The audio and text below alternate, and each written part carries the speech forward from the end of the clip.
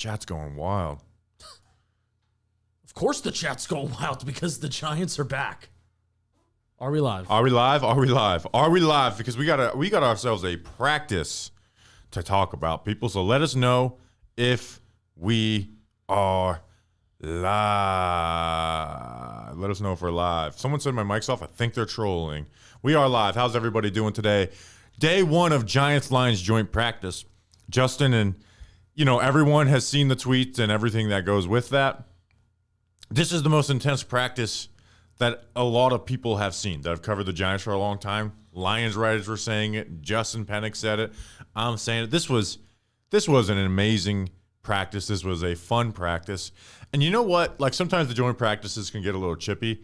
But the reason why I like this one so much, because of the physicality and the fighting or whatever, is because last year, that first practice against the Giants, they came out, brought to you by Captain Morgan, and they weren't ready. They weren't bringing the physicality. They got smacked in the mouth day one last year, Bobby. Lions were on a different level than them last year. Yes, and the Giants thought. That's why this is so awesome. Like, a lot of people are probably looking at this just in a vacuum of, hey, the Giants did well against the Lions, and they had a good day, and hey, the Lions had some good plays in there too. But the Giants showed physicality and an intensity. I've been coming to Giants practices since 2016. This was the most intense that I've ever seen. There have been other people that have been on the beat for 9 years, like Dan Duggan. Jordan Ronan has been here since 2013. Everyone has said that this was the most intense physical practice that they have ever seen the New York Giants participate in. And again, to wrap it back around to last year, where we started before we went in the van and we went to Detroit, Bobby. We saw the Giants for 9-10 days straight just do whatever they want offensively. Even some of the defensive players looked good, and we were just, we're feeling great. Going into 2023, Giants are going to own the world. And then they get to Detroit, and they got smacked. They got smacked, especially the first day, but even that second day a little bit too. But they got smacked, and they said, we don't want that to happen again. They came out there with the chip on their shoulder.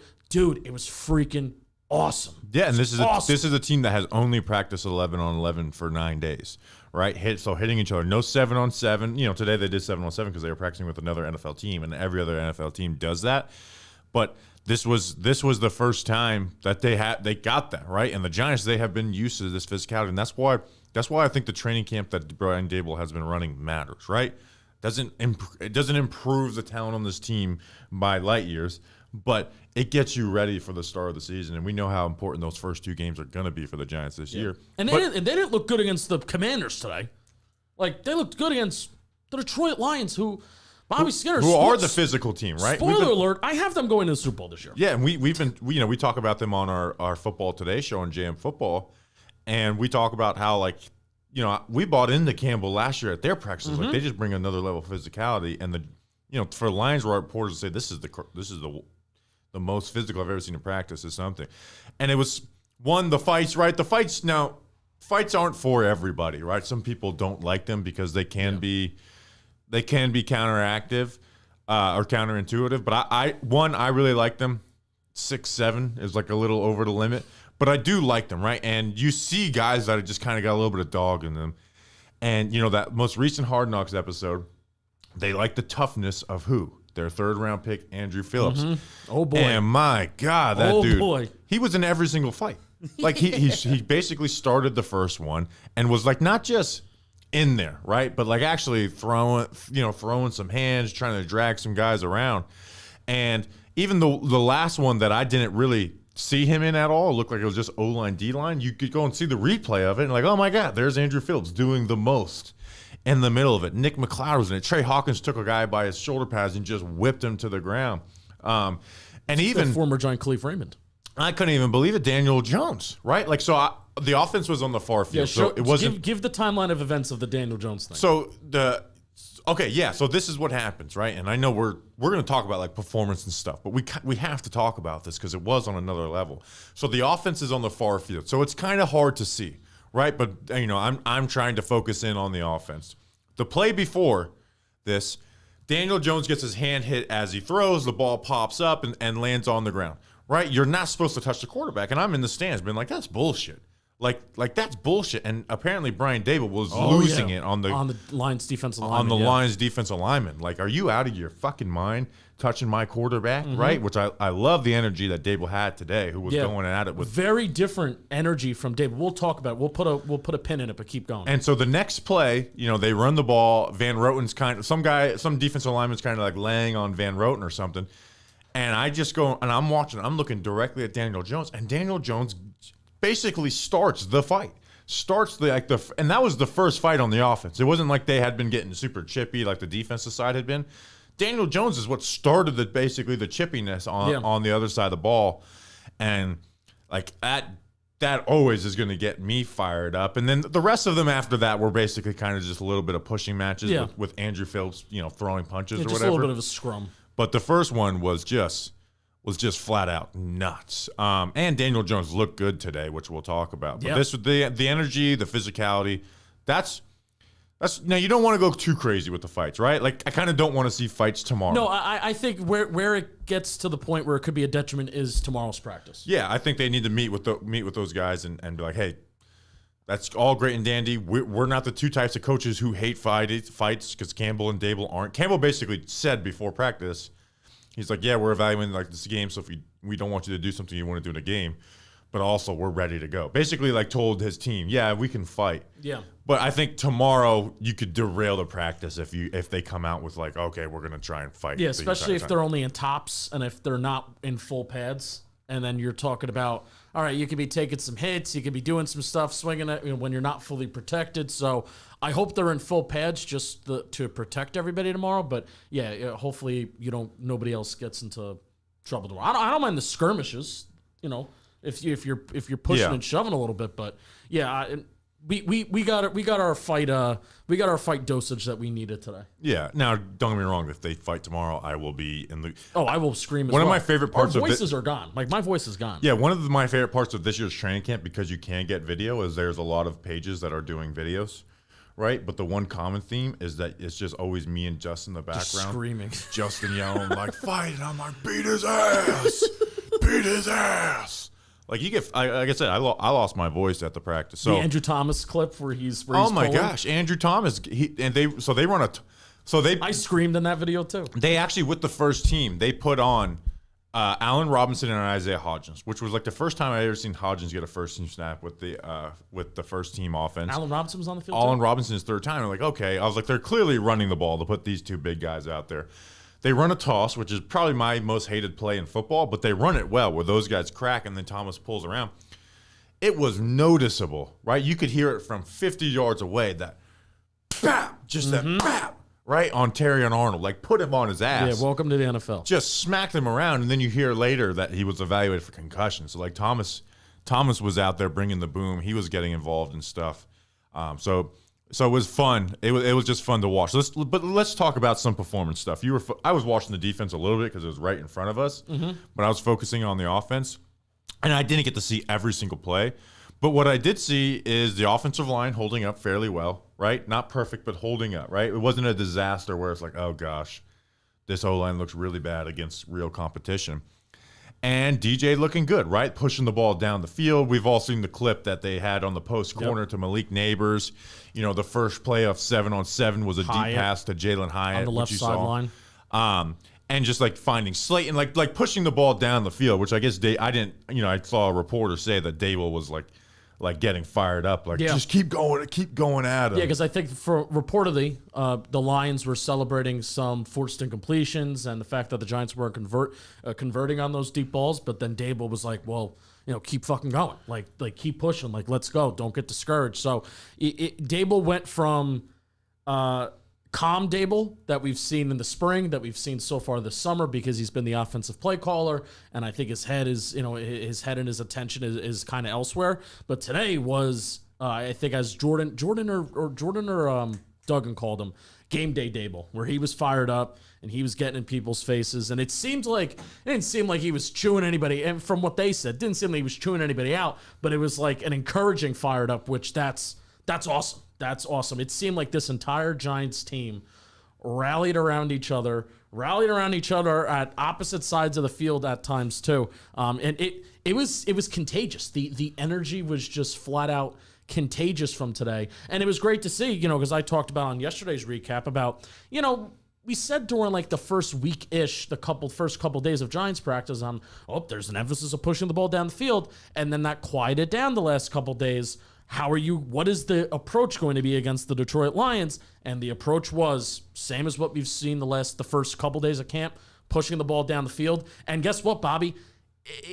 It was successful. Yeah, you saw Slayton get involved a lot, and Neighbors obviously had some big plays, and it was good. Even Theo Johnson from Drew Lock, just really nice catch over the middle, and they you could tell you could just see the plans they had for Theo. Right, he had the catch over the middle, but they ended in some team red zone where they only practice one side at a time, right, and they motion Theo out wide, right, and he's one-on-one, and they throw a fade to him. Now the defender did a good job, and it was a bad throw by Locke. The ball is thrown out of bounds, but it's like they wouldn't do that with any other tight end on that roster. So you saw some good stuff there. And Jermaine Eleanor, there was one play where I thought he might have given up a sack, but we've talked about like O-line worries and stuff and rotation, but Eleanor was a good right tackle last year, right? And very good. And if he plays at the level that he played at last year, we have our best tackle duo. It's going to be and over 10 over since Deal at his best with McKenzie. I was even going to say like Justin Pugh early on.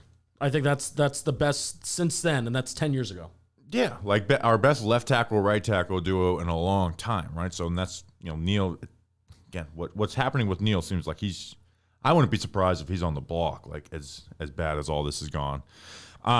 So like the offensive line, when they run the ball on offense, they ran it well. They get 4 or 5 yards a pop, right? That's what we're asking. That's what Devin Singletary has been his entire career. We talked about it on his player profile last week.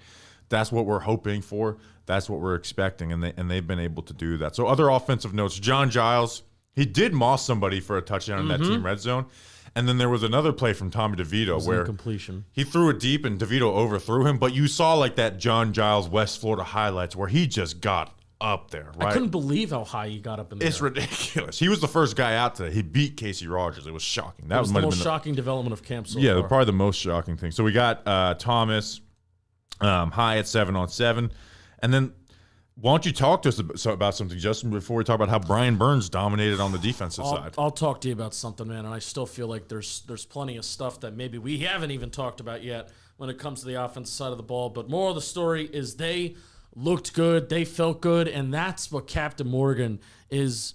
That's how they're going to make you feel as well. I almost had that right. That was almost good radio. And this live stream is brought to you by Captain Morgan. Spam Captain Morgan in the chat. Do it right now. We got almost 1,600 people in here right now. Did you know that they're the official spiced rum of the NFL? I'm about to bust this on someone Lions' heads today. Oh, yeah. With the NFL season right upon us, you need the right players in the game, and sometimes you need to spice things up. Bobby Skinner's going to hit me in the face one of these days, but I have to stay locked in and keep going. Same goes for your drinks. When it gets bland, try Captain Morgan Original Spiced Rum. It's delicious, crisp, perfect for game day with your friends. Would you rather this or Andrew Thomas busting you up on a pull? I'd rather Captain Morgan because then I get to feel the rain on my skin. No one else can feel it for you. Only you can let it in, Captain Morgan.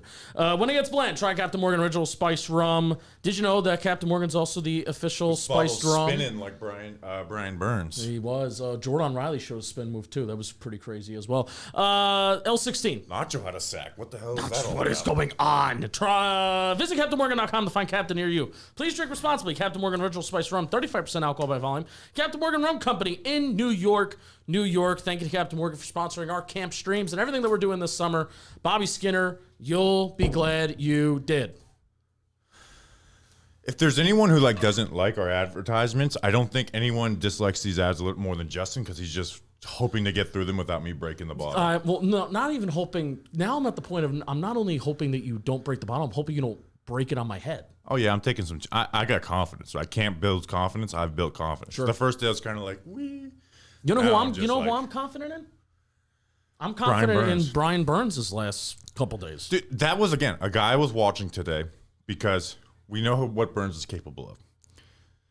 But Burns hasn't been in that top tier of pass rusher, right? Where you go against the best offensive lines, you're like, he's got it. He had it today, right? One-on-ones, he looked pretty damn good. Penei Sewell beat him on the first one, but it was similar to Thomas, where it's like he just challenges you inside. And then team drills, he had sacks, he had run stops, like he was kind of unblockable in team drills. 3 tackles for loss, which honestly, seeing how well Brian Burns has played the run this year, where he's always been a double-digit tackle for loss guy, and even getting up into the teens the last couple years. I think he had 16 last year.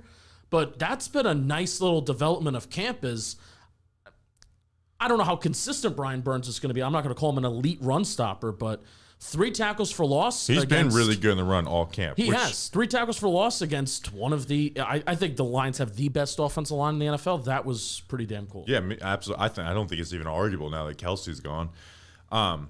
And run defense is something that a $28 million per year edge guy could probably not take that serious in training camp, and he has. Like, he's looked really good. It's not just getting some wins here and there. He's playing like with his hair on fire in the run game. He looked really good. Now the negative on the defense, because there's a lot of positive we're going to get to, because they did look good. They allowed some big plays. The biggest negative is that one, Cordell Flott in 7-on-7 just got toasted by Jameson Williams. And I know Jameson Williams is fast, but I don't think Jameson Williams is particularly good, at least at this, what he's shown in his career. Maybe this is the year he does it, but I wasn't a fan of him coming out of the draft. And he has not been good for Detroit, right? Like his time in Detroit has not been good. The Lions themselves haven't totally been thrilled with him. And J-Mo just totally burnt him on a post route today. And it was, it was mockable, right? Where Jameson Williams points his finger and laughs at him after the play. And then in that red zone drill at the end, I don't think this was Flott or Banks' fault, maybe partly, but Jameson Williams is just, there's no defender within 15 yards, and this is in the red zone, right? This is not getting burned. And this is some of the worries you have with the Shane Bowen defense, is like it's cool to put a lot on the safeties, and they got to adjust pre and post snap. But what it does do is lead to busted coverages, and that's something that happened in Tennessee quite a bit. That was an issue. And with a very young DB group, we have seen, we saw it yesterday in the little bit of compete they did where they run that inverted 2, busted coverage. And today, and in the red zone, you have a totally busted coverage where you have a receiver, no one within 15 yards of him. That's not good. So that was the negative. But Flott continuously looks like the worst player on the defense. Yeah, I'd agree with that. I mean, we've gone on and on about CB2 situation, and I'm at the point where I'm with you on the McLeod thing, just because it would mean Cordell Flott's not out there. Yeah, whether they're keeping Flott out there because they know they're going to get somebody from another roster, I would get to the point where I would start putting McLeod on the outside with Drew Phillips in the slot and then see how that looks. So I'm interested to see if they're going to do that, though. Yeah, and Jameson, supposedly, I saw in the chat, and also I saw some reports that Jameson has had a better training camp. By the way, welcome Lions fans. You guys were in our chats last year, and we kind of love you. We're actively rooting for the Lions to win this year. I am. Unless we face each other in the NFC Championship. Right, which I yelled at today. Yeah. I was like, all right, Lions, see you in the NFC Championship game. Why not Giants us? Why not us? Giants home game. I was not saying that last year. Really, even after the second day, where Bobby, obviously, we kind of came on here after that second day. I was like, yeah, well, they had a better practice. Like, in reality, man, they got smacked. The Giants got smacked. The second day was solid last year. I think they got smacked around for 2 days, but definitely that first day. And I just love how personally the Giants kind of took that. And even there weren't guys on the roster that are here this year, like Ella Munar and Brian Burns, that kind of just take this personally. Like, they want to come out here and they want to look good. So that just really cool to see this football team compete. Cool to see them hit. Like, this is why we love football. Like, this is why football is such an awesome, competitive sport. Saw it today. Yeah, absolutely. And that's something that the Giants can control. They can't control what their roster is at this point. It is what it is. But what they can control is how they prepare, how they compete, right? And, I actually have a question here. Durham says, Lions fan here, in your perspective, how do the Lions look?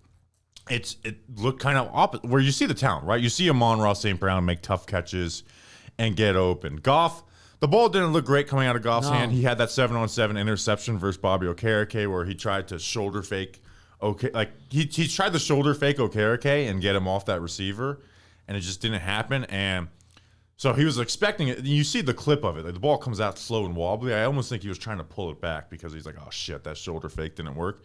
So also, I would say part of this too is I don't think the Lions' depth on offense is very good. Like specifically Nate Sudfeld, he looks pretty awful. But their first team offense is just here's what I was surprised about from the Lions is that their offensive line wasn't dominant in this. No. Right? No. Not in one-on-ones.